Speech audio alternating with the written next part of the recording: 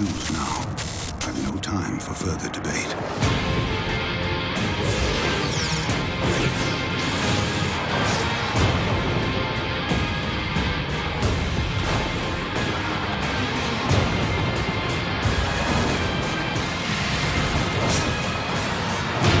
Your genes don't decide your destiny. You do.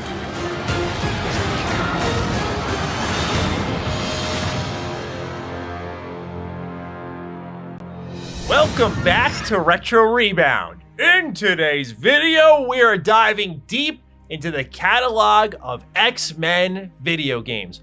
We're just a few short days away from Deadpool and Wolverine. I'm so excited for this movie. We will be talking about it over on Retro Rewind. That channel will be linked in the description. Subscribe. We're already talking about all the Deadpool movies. We talked about the original trilogy of X-Men movies. Like, we've been really building up to this thing on both channels. So join us in the celebration of that movie. We'll see how things go. Hopefully, it's as much of a banger as it looks like. But today, we're rounding things out for our X-Men coverage by taking a look at all of the X-Men games. This is one of those videos I dreamt of when the channel first became an idea. And I know I say that a lot, but that's because I love a lot of video games. And so a lot of these tie-in games meant a lot to me. And in fact, this one behind me was one of my first ever video games in the fighting genre. So ladies and gentlemen, if you're new here and you're into nostalgic and retrospective content, consider subscribing. I want to start off with X-Men Next Dimension. Now, this game was built off the back of the PS1 video games X-Men Mutant Academy 1 and 2. And this game here, Next Dimension, serves as the debut title for the X-Men on PlayStation 2 and other consoles of that generation like Xbox and GameCube. Now, what I will say is this is one of those games I look back on during my childhood and think, oh man, this game really beat my butt pretty bad, constantly. I distinctly remember dropping this game at least 5 different times because I got so frustrated with it. But like with many games we play as a kid, we struggle because our skills and reflexes are still growing and evolving. We're not quite reaching the peak performance that we're capable of. So here I am at 29. I'd say right now I'm in my prime and I'm enjoying that quite a bit. Okay, I bet I can handle a little X-Men Next Dimension. Hell no. No, this game still kicks my butt. And now I can actually be critical of it, finally. Because now I feel like all those years, X-Men Next Dimension, all that time you spent beating me up, it's about to fly back in your face here. This game, I have such a love-hate relationship with. When you look at it visually, it's aged remarkably well. The environments, the maps you're in, are big and interactive. You can throw enemies off of ledges and lead to other stages, which reminds me kind of a Dead or Alive, which is one of my favorite fighting game franchises. The character models look great, really leaning into the comic books more than any movie existing at that time. So X-Men Dimension, as a fan of the X-Men, really does a lot on the visual and presentation front to win me over. The voice acting, however, just listen to this line of Forge as he drops into a fight. Plasma quill charged. Chill out, bro. Don't want you to sound too excited to be here. Don't want you to capture the character too well. We should probably take a reserved measure on this. Yeah, good call. So that already kind of paints a picture of what you're dealing with here. Now, this game, it is fun when it works, but what I dealt with, and some people are going to tell me skill issue, but look, I swear to God, no matter what I did with this game, there were just certain characters like Storm who could just turn it up a notch and hit me with like 8-hit combos. There is no difficulty setting in this game. It's just either you're kicking ass or they are kicking your ass. There's no in between. There's no back and forth. Sometimes the AI stands there fairly and they're like, yeah, I'm gonna let you get your hits in. This is some of the beginning levels of the story mode. Go ahead. And then now it's my turn to attack. And I'm not gonna hit you with an 8-hit combo. No, like fight 1, Mystique, 8-hit combo, no problem. This game is not afraid to punish you. So it is like many a fighting game. You have your highs and lows, your kicks, your special weapons. It's a little weird fighting with characters like Mystique or Forge who have guns, but they don't really use them often. But they're tied to abilities which are mapped to like your left trigger and a face button, and you can kind of let these go at any point in time and do a ton of extra damage. The health damage is not really high. I think this is being exaggerated for me because I've been playing a lot of Tekken 8 this year. And in Tekken 8, you can rinse like half your opponent's health bar in a handful of hits if you're playing with the right character. So to go from that to a game like X-Men Next Dimension where I'm just like inching the health bar down, like, oh nice, 5-hit combo, and I hit him with a special at the end of it. oh, that's like not even an eighth of their health bar. It means that comebacks are really tough to find in this game. And so when you're losing, you just know that's it. Like, you're not going to come back because the AI is just too good. Now, packaged in with this game, unlike, say, X-Men Mutant Academy, it's not just a fighting game.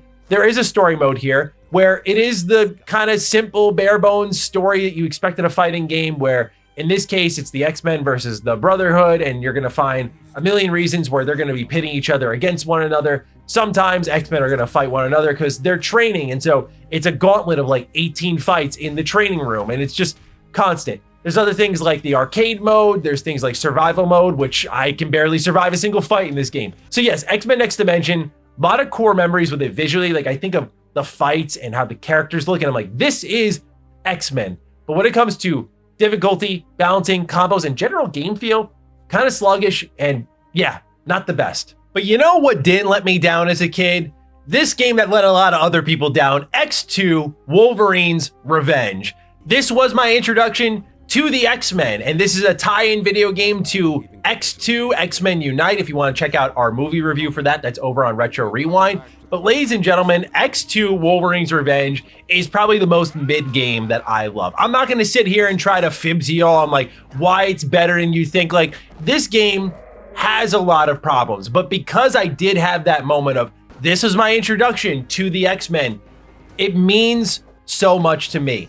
Again, I think presentation is everything in some of these games, and to know that we had a couple of games really true to the comic books went a long way for me, because from X2 Wolverine's Revenge, that would lead me to comic books. Now, with this game in particular, I think the story is actually really captivating. It's about how Wolverine escaped the Weapon X facility, and he's only got like 48 hours to live because he has the disease that's basically a ticking time bomb in his body because he's not supposed to escape. He's a test subject, and so he's fighting for his survival at the same time as being on a bit of, as Wolverine would typically be, revenge tour.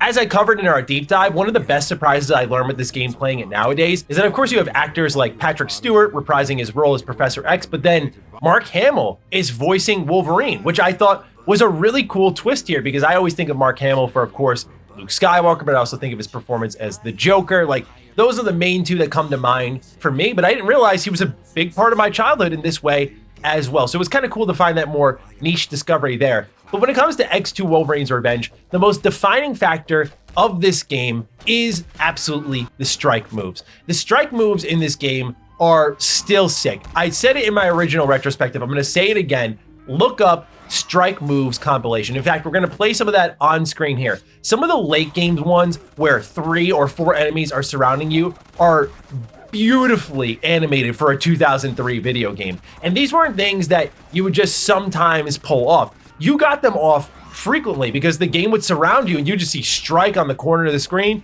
press the circle button, boom, get after it over and over and over. And this is the way the game handled multiple enemy encounters. You would typically target one-on-one or do more stealth takedowns, but this is how, when you were surrounded, you'd bring in the strike moves.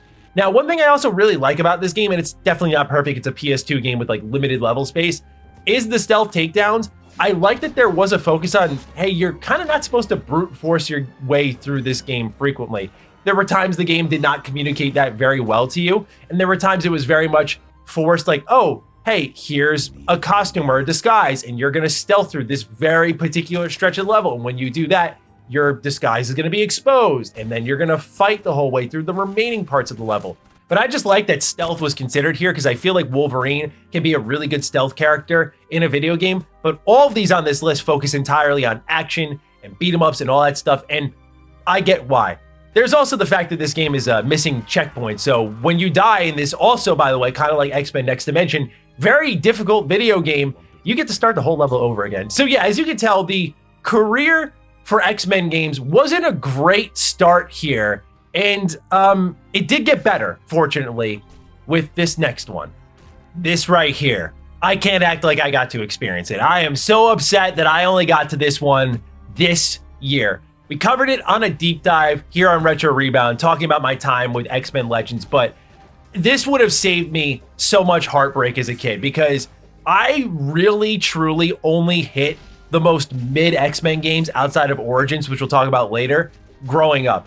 I missed Legends completely. I missed Legends 2 completely. But X-Men Legends was an experience this year because as someone who is a die-hard Marvel Ultimate Alliance fan, to see X-Men Legends, where basically birth was given to one of my favorite ever superhero games in Marvel Ultimate Alliance, like it began here in an X-Men title, and I completely missed it. And I was like a big box art kid growing up. Like when I was a little kid, like I saw something cool, I went, yeah, let me get that. This box art, look at this. This is sick. What was I thinking? Like, why? How did I miss this in Blockbuster? How did I miss this in like Circuit City and Best Buy? It's beyond me. I don't get it. Still, X-Men Legends is a bona fide classic in my eyes, even if I experienced it really late, because for many people growing up, there was a ton of action RPGs. You had, of course, Diablo. You had games that I grew up with, like Baldur's Gate Dark Alliance. You had the Champion series. And then there was this weird pocket of Marvel games that were exploring the beat-em-up action RPG genre. And X-Men Legends was really the one that broke the ground with that, where you'd run around, beat up enemies, level up, equip your character with little pieces of gear. And I love the art style they picked, the very, again, comic booky art style, because it's aged gracefully. What I would do for these games to get re-released on modern platforms, oh my word, I would be so happy to see these, because as you can tell, the visuals have aged just gracefully. You have 15 playable X-Men, you can upgrade them all the way. Not as deep of character trees as what you got in Marvel Ultimate Alliance, but still, again, this is the starting point. This is the groundwork, and they would carry it a lot further with X-Men Legends 2. So let's talk about that for the first time, shall we? X-Men Legends 2. What an important video game. Not just for storytelling with X-Men, but also like the gameplay structure and the things it introduced and the things that were removed from this game that weren't in Marvel Ultimate Alliance blew me away. This is a game that we will undoubtedly do a deep dive on, maybe later in the year at some point, because I want to cool off on all the X-Men and Marvel stuff we've been doing throughout this month and give you all some time to breathe and do some other different things. But ladies and gentlemen, when it comes to this game, it is so Diablo-like. I was stunned. So there are elements of Diablo in, say, the game I had the most experience with in Marvel Ultimate Alliance, right? It's got the camera angle, it's got the action RPG combat, the scaling and leveling, like, okay, that's all there. Occasionally, an enemy would spit out loot, and that loot was extremely valuable because usually it came from like a boss enemy, and that would be a very specifically named item that would then increase different parts of your abilities or give you different types of abilities, right? It was more particular. What stunned me when I was playing X-Men Legends 2 is how frequent the loot vomit was. Like, it was straight up, basically like a Baldur's Gate Dark Alliance or Champions game to me, but X-Men, like way more loot, way more equipping, way more gearing out your team. And better yet, I mentioned storytelling and the evolution there. What really made me happy is finally something a little bit different. Right now, X-Men The Last Stand, the third movie in the original trilogy, told a similar story of somewhat uniting the X-Men and the Brotherhood in this common cause, which was around Phoenix, and then eventually it all fell apart into that mutant war. However, this game was released during a time, and again, I missed this, but I'm looking at it through the lens of a game released many years ago. This game was released at a time where like every story was X-Men versus Brotherhood. This is the first one that said like, hey, how about they work together, because now you got Apocalypse and there's this whole secret prophecy ongoing here, and we need to work together to figure out how to stop him. And so there is a statement in when you open this game up, and it's not, you know, Wolverine and Cyclops and Beast and Storm. It's like, no, Magneto's a part of your starting squad. One of the first characters you unlock is Juggernaut. You have Mystique with you. Like right away, it's these opposing forces communicating and agreeing to work together. The story is much deep and richer in this one, and they've taken all of the gameplay elements to the next level. Like X-Men Legends 2 is shockingly good. And I say shockingly because how did I not play this as a kid is beyond me. Oh, hey, would you look at that? I didn't realize in the middle of recording this, it says that there's a problem with my disc and it may be dirty or damaged. That's a real bummer. Well, I guess this is fitting. I'm going to leave that there because the next game we're going to talk about is a bigger bummer. It's X-Men, the official game. This is one I also missed. Party's over, y'all. You get X-Men Legends 1, X-Men Legends 2. Party's over. Enjoy this one, why don't you? Okay, this game is terrible. terrible. Like, I enjoyed playing as Nightcrawler. This game is designed to sort of set up the between X2 and X3 and explain things like why Nightcrawler wasn't in the film. Okay, I can get behind the purpose of that. But the leveling up system, like when you go from something like X-Men Legends to this, it's a joke. It's a shameless tie-in game. Like, that's all it really is, which is so funny because the game we're going to talk about after this is the exact opposite of that. But X-Men, the official game, is like the unofficial game in my eyes. This is not the official game you play. Like, stay away from it. The combat feels awful. It's monster closet after monster closet after monster closet as you just wait for these enemies to continue to spawn, and the damage output they have is ridiculous. Like, the first level in the training facility that's on the ground surrounding the Statue of Liberty is unbelievably mid. Like, I don't know how else to describe it. It blows my mind that they went, yeah, open with this. The Nightcrawler levels following that up are a little bit more respectable. You get a little more traversal, a little more crawling around the pipes, some stealth gameplay, that feeling of teleporting behind your enemies, some of the combos and animation, much better. Like, the game has its bright spots, but when you're playing as like Wolverine, it is an immediate yawner. Like, I am just bored to tears instantly. There are enemies just crawling all over the place, and you know you got an unbalanced combat system when in the first level, where you're supposed to kind of power fantasy it up at least a little bit, I'm like running away and hiding behind a planter, just tapping my foot, waiting for my health to regen. Okay, go out, 1, 2, 3, 1, 2, 3, over and over again. Voice acting is terrible, and it's got the Redfall cutscenes. It's got the still shot cutscenes where it's just a pan and crop of a single image. Like, this game is unbelievably lazy. So yeah, that's why I got the damaged disc behind me. It doesn't deserve to be on the CRT. So let's move on, shall we, to actually goated tie-in stuff like X-Men Origins Wolverine. Now we move along to an X-Men game that needs no introduction, but I'm gonna give it one anyway. I also gave it a complete individual deep dive because it is literally that good, and that's X-Men Origins Wolverine, single-handedly the absolute best X-Men game of the bunch. There's a lot on this list that I enjoy for different reasons, but I think that this game is objectively good. Not just because of the environment it was made in, right? We're talking 2009 tie-in video game. It could have been the most phoned-in video game ever. Why? Because that was the thing to do. Look at all the tie-in games that we've talked about on this channel. The proof is in the pudding. I think beautifully of The Incredible Hulk on PS2, Xbox, GameCube. Like, that game, I remember hating as a kid, even though I love the Hulk. Like, you tie in the game with this movie that a lot of people thought was mid at the time. This was just the recipe for tie-in stuff. Occasionally, you'd get a Spider-Man 2, a Hulk Ultimate Destruction. You'd get these games from time to time, but they were few and far between. A Marvel Ultimate Alliance. But if I knew it was coming from Raven Software, developers of, say, Marvel Ultimate Alliance, X-Men Legends, I would have known better that this team does not miss. And X-Men Origins Wolverine absolutely over-delivers on quality. Not just in its gameplay, but its presentation. The ability to see Logan fully damaged and recovering his health in real time. To see the destruction, the havoc you can wreak on the environment around you as you fight against Sabretooth and crash him through tables and chairs and bar countertops in very dynamic combat that also has a beat-em-up spirit.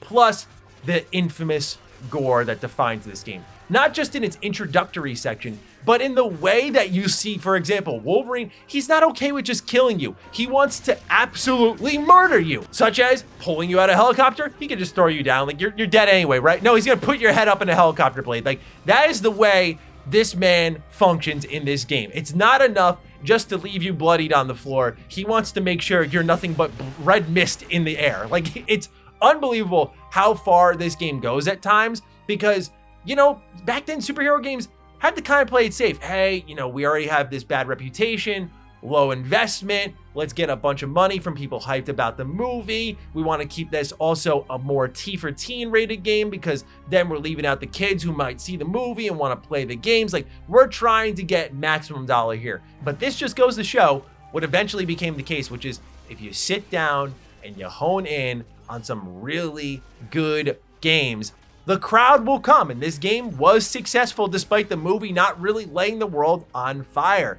It really is, as far as I'm concerned, the Wolverine experience. It goes beyond just being cool action combat, bro. Like, it's just the Wolverine experience. If there's any single game on this list I'm hoping Insomniac is studying, it's got to be this one. Because all this game really needs is a better story and you're good to go. Like the lunge attack speaks for itself, just the stealth takedowns that are possible. I think that and stealth gameplay will be the only ways to really elevate what this game did. It really is a beautiful work of art in my eyes, made in a time where we were getting nothing but trash.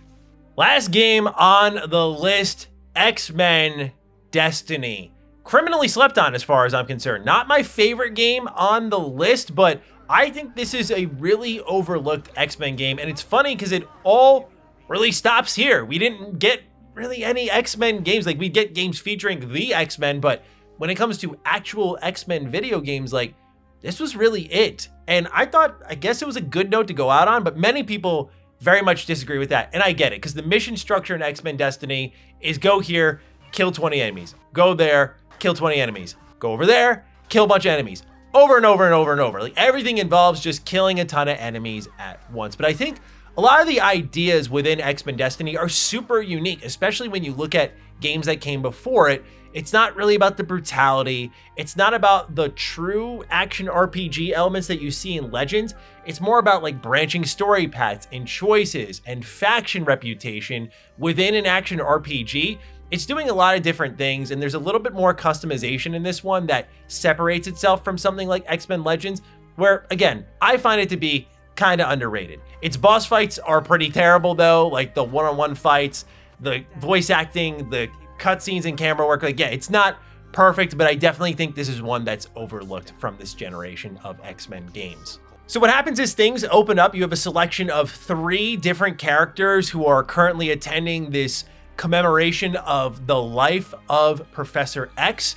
And a lot of people think that once there's this big blow up in this event, that it's got to be the Brotherhood or it's got to be the X-Men, and they're trying to pit one another against each other, but it's really this force working behind the scenes that's getting these two to oppose each other. But you pick from one of these starting characters, and I have to admit, out of the 3 here, none of them are really that much of an inspiring pick. They all do have their own backstories. They're all completely voiced. They all interact with the characters and react to things differently. So it does have a bit of ambition in the terms of scope. It does have dialogue trees, so you'll get to pick the brains of all of the X-Men and members of the Brotherhood that you meet. And as you make certain choices throughout the story, you're gonna gain a reputation with particular characters, and certain encounters are gonna go differently depending on who you're allying with.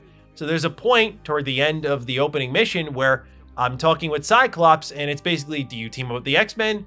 Do you team up with the Brotherhood? And based on what you do there, the fight and who supports you will be different. So you see your choices reflected in that way. So it's a game about a lot of story choice, although by the end of it, it kind of narrows down to a singular path. So some people were really underwhelmed by the choice that was present here, but I think it's enough to sell the illusion. And if you look at it as sort of a cheap, gimmicky, fun, lighthearted sort of X-Men adventure with choices, then you might enjoy it a little bit more. I think it's all about perspective with this one, truthfully. The combat is very simple: light attacks, heavy attacks, and basically your X genes that augment it. So based on choices you make, you'll unlock particular X genes. On missions you complete, you'll unlock other X genes, and these are your augmentations to your powers, to your abilities, whether they're ones that you can spawn right there in the middle of combat or how they affect your basic attack. There are choices in the opening of the game that dictate how your melee and special attacks are gonna go. So there are branching decisions in this game. I don't think they're as far-flinging as what it initially sells you on, but I think, again, a lot of the ideas are great here. If you're looking for a game where you can just live in the X-Men world and interact, less on just watching action scenes play out and having these characters talk to one another, but rather inserting yourselves into the shoes of a character, deciding whether or not you should ally with the X-Men or the Brotherhood, I do think there's something here. Again, one of my favorite parts is just talking to these characters, going through the dialogue trees, asking them these questions. And it's also really good for briefing people if they're new to X-Men. Like, who are these characters? Who are these factions? What should I know about this world? Why are we doing this? Why are we here? Etc., etc. A lot of the dialogue can answer those questions and educate future decisions. But again, I love that when I pause the game, there's literally a reputation meter that's just going left and right, depending on whether I'm siding with the X-Men or the Brotherhood. So yeah, X-Men Destiny is not a perfect X-Men game. It's very repetitive. It's a simple action RPG, and its choices aren't going as far as what's presented. But what's there, I think, is solid enough where if you're an X-Men fan, and you're looking to live in this world a little bit more and get a little bit of a different approach to it, you might actually enjoy this one. Again, you can see here, got it for 12 bucks. Like, I think it's a steal at that price. I think it's really good, underrated fun if you just kind of take it at a price tag like that. So ladies and gentlemen, that's where things wrap up. Those are all of the X-Men game. Indeed, this released in 2011. That was the end of the road. We haven't really seen much of the X-Men in a major way since, and it's not going to be until Insomniac's Wolverine that we see a little bit more of that. So the hiatus has been real. The demand is real, and now we'll see if Insomniac can deliver. But ladies and gentlemen, thank you for tuning into a retrospective I've been really excited to do. Let me know your thoughts on all of the X-Men games down below. Which are your favorite? Fire away, and I'll catch you in the next Retro Rebound. Peace out.